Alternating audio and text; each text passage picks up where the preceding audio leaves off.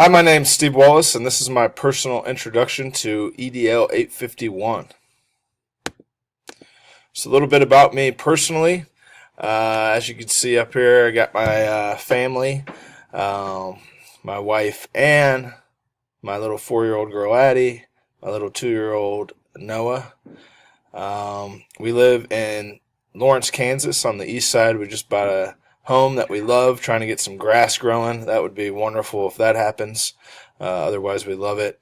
My wife works for KU Athletics. She's a volleyball trainer there.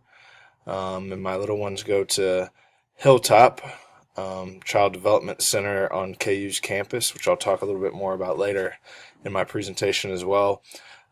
Pretty active family, always out and about doing something. We have a lot of help with my family. My dad lives in town. My aunt and uncle help with the kids a lot with Ann and I's busy schedules. So it's we have a great time. Professionally, about me, I've been a lot of places. I've taken a different route than some in education. I actually started out college coaching on the women's basketball side. Started at Kansas, got my undergrad and my master's from Kansas. I was a grad assistant for KU women's basketball. I later became a full-time assistant for KU women's basketball. I was also assistant coach at Tennessee Tech University and a director of basketball operations at Rhode Island. Then I found myself at Shawnee Heights High School, which is a 5A school in the state of Kansas, in Tecumseh, Kansas, which is just outside of Topeka. It's 5A school. We had about 1,200 kids, mix of rural, parents with government jobs, and some city kids. So good mix there of different kids. And we were lucky enough to win a state basketball championship while I was there. Had some really good players. Before that, I was also at Piper High School, which is a 4A school. When I was there was about 550 students. Again, it was a rural school, but a lot of government, police officer, firefighters, unified government workers had kids at the school, and also kids from inner city Kansas City as well. So Shawnee Heights and Piper had a lot of similarities. And I currently just took a job in June at Gardner Edgerton High School. And that is a 6A school in Kansas that has about 1,700 and growing rapidly school. And it's always been known as rural, but again, it's changing a lot as well. More and more businesses are moving into the Gardner area, which is in Johnson County, which was where, the Blue Valley School District, Shawnee Mission, and Olathe are. So I've been the head basketball coach at all those high schools. Basketball coaching is a big part of who I am and what I do and what I enjoy. Also taught social studies, basically everything but U.S. history I think I've taught, including AP courses and whatnot. Now I'm full-time PE and loving it.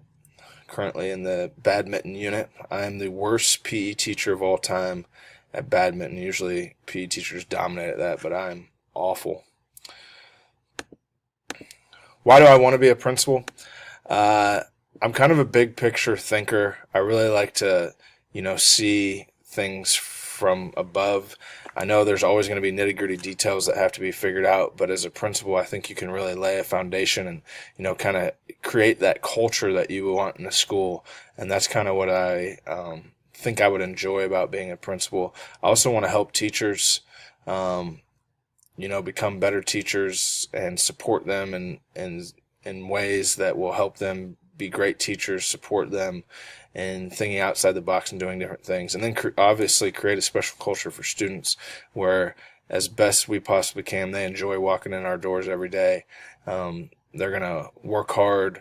They're going to try even when they fail sometimes. That type of thing is what I'm looking to do. I like being in leadership positions, and I think principal would be the next step. And, you see things in schools that I've been in that, hey, I wish we could do things this way. Well, maybe I can get a chance to try it out and maybe fall flat on my face, but at the same time, maybe have some successes as well.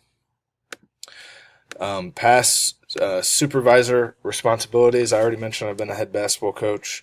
I think that plays well into being an administrator because there are a lot of, um, you got to deal with a lot of different types of students. You got to deal with them in emotional situations as well as parents.